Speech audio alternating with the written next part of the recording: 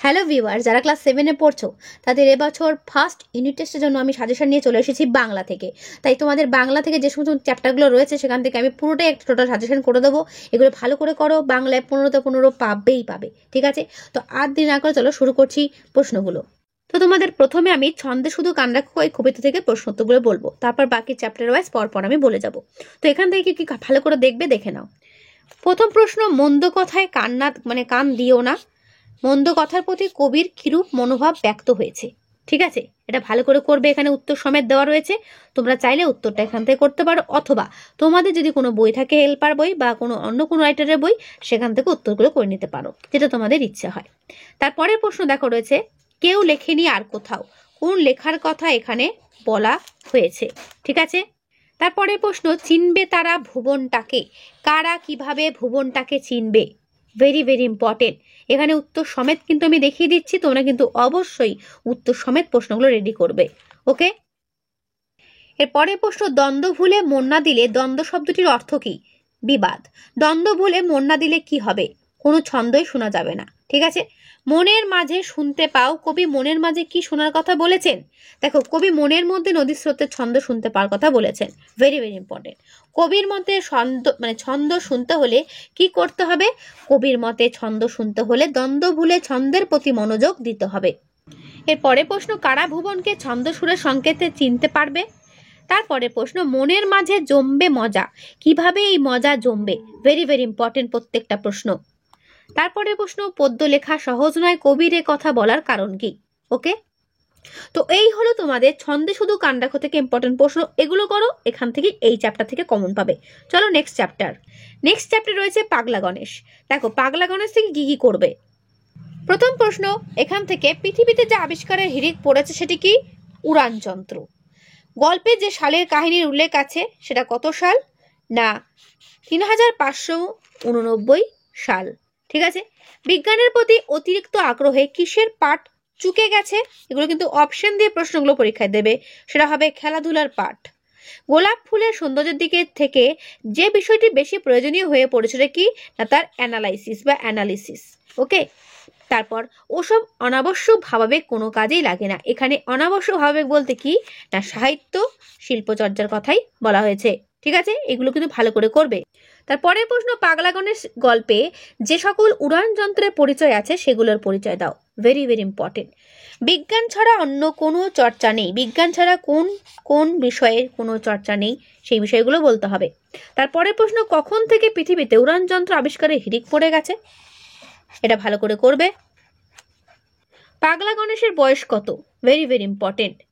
তারপরে প্রশ্ন, তা আপনার কবিতা শুনছেই বা কে আর পড়ছেই বা কে? এই কথাগুলো কে বলেছিল বা কারা বলেছিল? বলেছিল ঢেকি ও ভেলায় করে আসা দুটি লোক, ঠিক আছে? এরকম লাইন তুলেও কিন্তু প্রশ্ন দিতে পারে।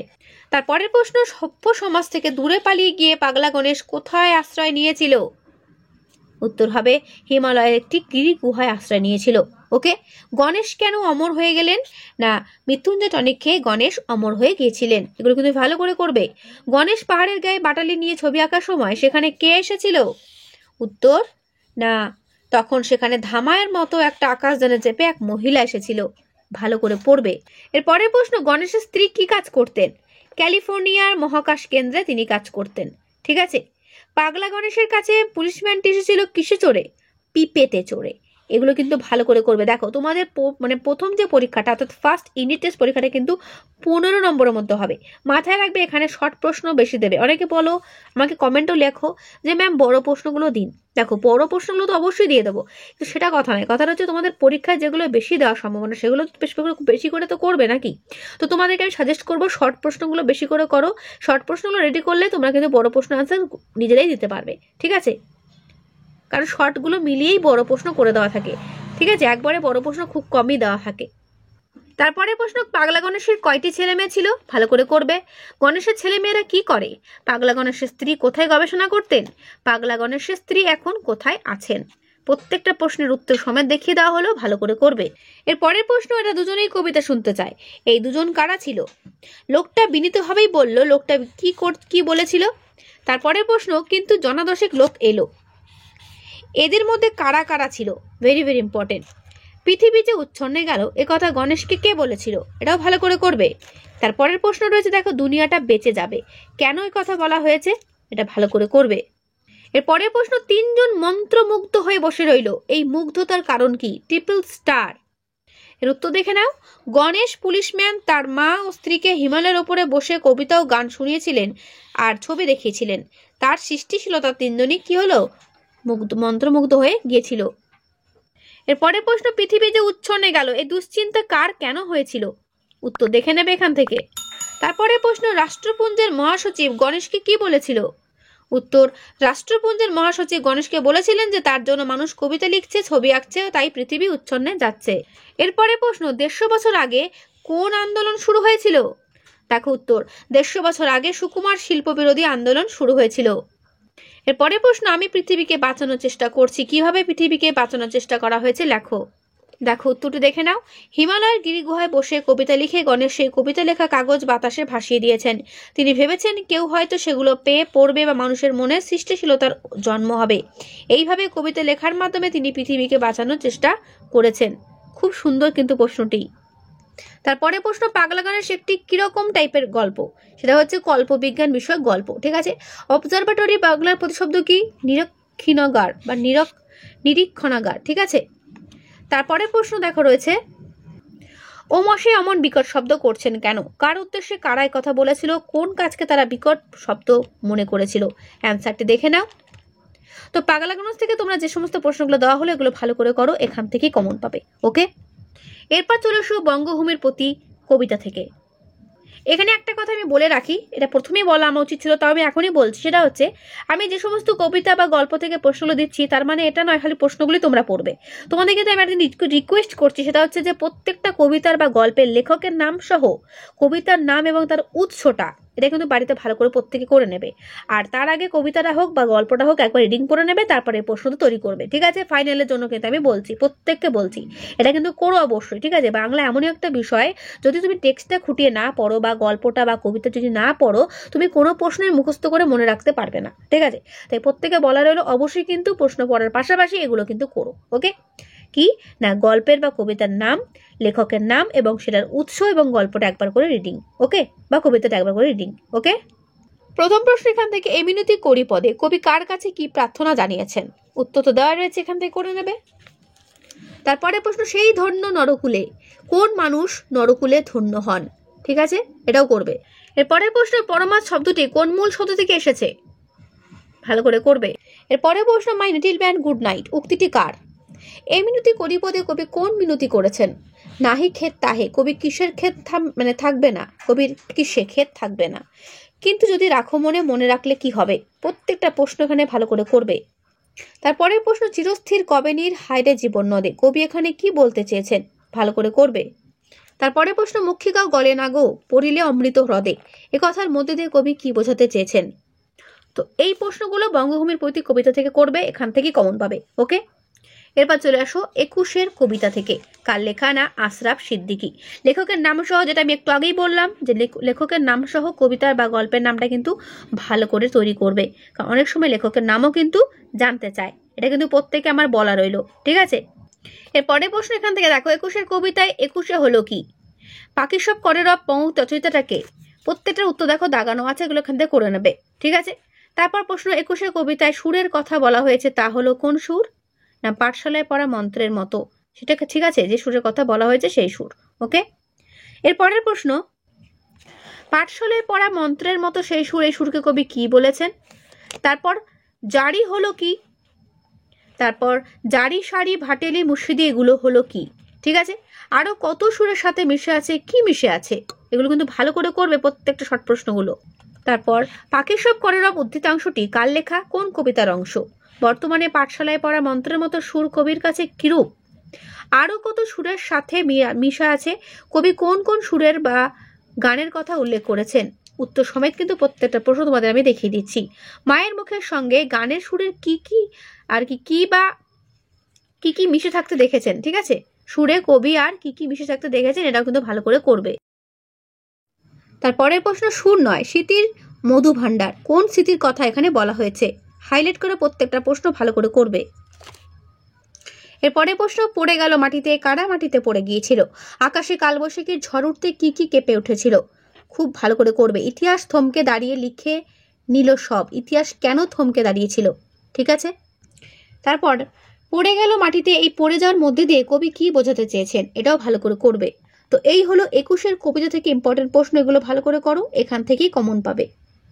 এরপর চলে এসো আত্মকথা। আত্মকথা থেকে ইম্পর্টেন্ট প্রশ্নগুলো দেখে নাও। লেখক হচ্ছেন রামকিঙ্কর বেইজ। ওকে, এখান থেকে প্রথম প্রশ্ন, কি কি দিয়ে শিল্পী রামকিঙ্কর রঙের প্রয়োজন মেটাতেন, ভালো করে করবে। কার সৌজন্যে রামকিঙ্করের সঙ্গে শান্তিনিকেতনের যোগাযোগ হয়, এটাও ভালো করে করবে। শান্তিনিকেতনে আচার্য নন্দলাল বসু কাজের ক্ষেত্রে কেমন মনোভাব দেখাতেন, এটাও ভালো করে করবে। নন্দলাল বসুর কাজের কোন দিকটা শিল্পী রামকিঙ্করকে বেশি প্রভাবিত করেছিল। ওকে, এটা ভালো করে করবে কটা প্রশ্ন। তারপরে প্রশ্ন, রামকিঙ্করের প্রথম শিল্পের স্কুল কোনটি, এটা ভালো করে করবে। ওকে, এরপরে প্রশ্ন, ভিজুয়াল আর্টে আমার প্রথম বর্ণ পরিচয়, কেন লেখক কথা বলেছেন, ভালো করে করবে। তারপরে প্রশ্ন, পোর্ট্রেট শব্দটির অর্থ কি, প্রতিকৃতি, এটাও পরীক্ষায় ভীষণ দেয়। তারপর স্কুল কলেজ বন্ধ কেন ছিল। রামকিঙ্কর লিডারদের পোর্ট্রেট কোন পদ্ধতিতে আঁকতেন। রামানন্দ চট্টোপাধ্যায় লেখককে কার সঙ্গে পরিচয় করে দিয়েছিলেন। এটাই ছিল মূল ধারণা, কিসের কথা বলা হয়েছে, হাইলাইট করা প্রত্যেকটা প্রশ্ন ভালো করে করবে। তারপরে প্রশ্ন, পূর্ণ স্বাধীনতা দিয়েছিলেন, বিষয়টি বর্ণনা করো। তো এই হচ্ছে আত্মকথা থেকে প্রশ্ন, এগুলো করো, এখান থেকেই কমন পাবে। এছাড়া আর দুটো প্রশ্ন এক্সট্রা দেখে নাও। গার্ল অ্যান্ড দ্য ডগ কিসের নাম ছিল।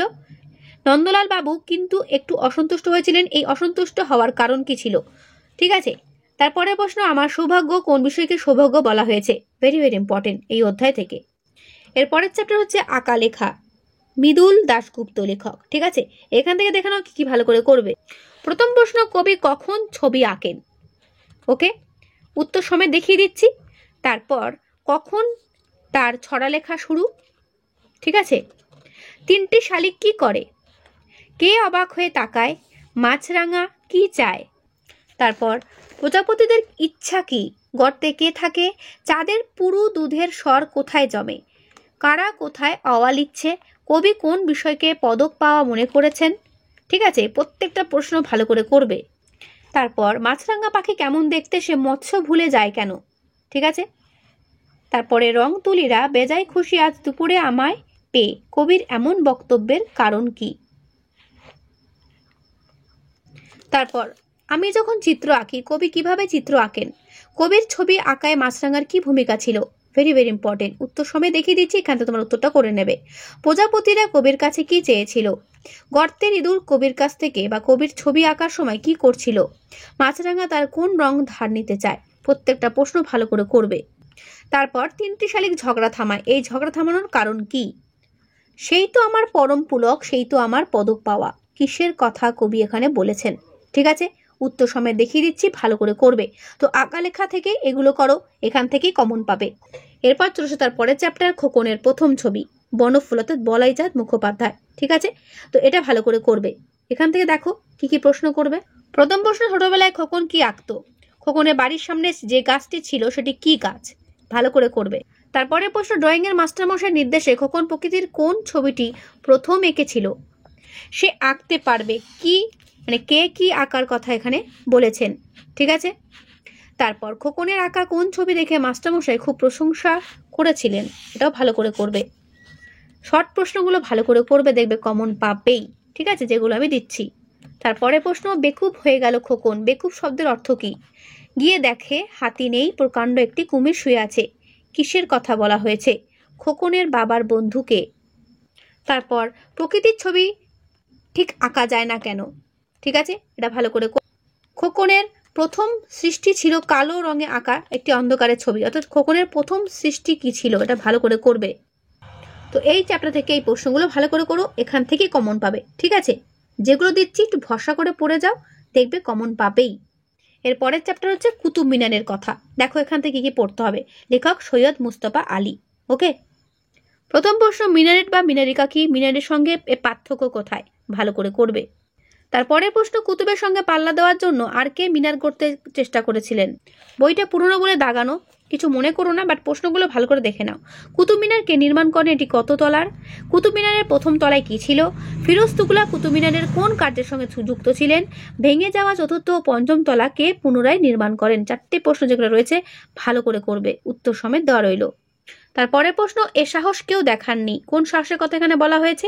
একমাত্র তিনিই চেয়েছিলেন কুতুবের সঙ্গে পাল্লা দিতে। তিনি বলতে এখানে কার কথা বলা হয়েছে? তারপর, আহমেদাবাদ শহরে কার নামে মসজিদ আছে? হুমায়ুনের সমাধি নির্মাতাকে লেখক ঘোরেল বলেছেন কেন? Triple star. এর পরের প্রশ্ন, সেমিরন পরবর্তী যুগে কখনো ভঙ্গ হয়নি। এখানে কিসের কথা বলা হয়েছে? সব কলাতেই এ সূত্র প্রযোজ্য, কিন্তু স্থাপত্যের বেলা এটা অন্যতম মূল সূত্র। সূত্রটি কি? কোন সম্রাট অশোক স্তম্ভকে দিল্লি নিয়ে এসেছিলেন? এটাও ভালো করে করবে, ঠিক আছে? তো কুতুব মিনার থেকে এটা ভালো করে করো, আর অবশ্যই গল্পটা ভালো করে পড়ে নিও। আর যেটা বলছিলাম, লেখকের নাম সহ গল্পের নাম ভালো করে তৈরি করবে এবং উৎসটাও দেখে নেবে, ঠিক আছে? তো এই হলো তোমাদের বাংলার প্রশ্নোত্তর সাজেশন। এগুলো ভালো করে করো, আশা রাখছি ভালো নম্বর পাবেই প্রত্যেকে, ঠিক আছে? এরপরে আমি আলাদা একটা ভিডিওতে মাকু থেকে প্রশ্নগুলো দিয়ে দেবো, ঠিক আছে? আর মানে বাংলা ব্যাকরণ যেগুলো রয়েছে সেখান থেকেও দিয়ে দেবো, মাকু আর বাংলা ব্যাকরণ একসঙ্গে দিয়ে দেবো, ওকে? তো আজকের ভিডিওটা আমি এখানে শেষ করছি। কেমন লাগলো অবশ্যই কমেন্টে জানিও। আর হ্যাঁ, প্রশ্নগুলো ভালো করে যাবে, কমন পাবেই, এটুকু 100% গ্যারান্টি। তো আজকে এখানেই দেখা হবে নেক্সট ভিডিওতে। ভালো থেকো সবাই, আর হ্যাঁ অবশ্যই ভালো করে পড়ো।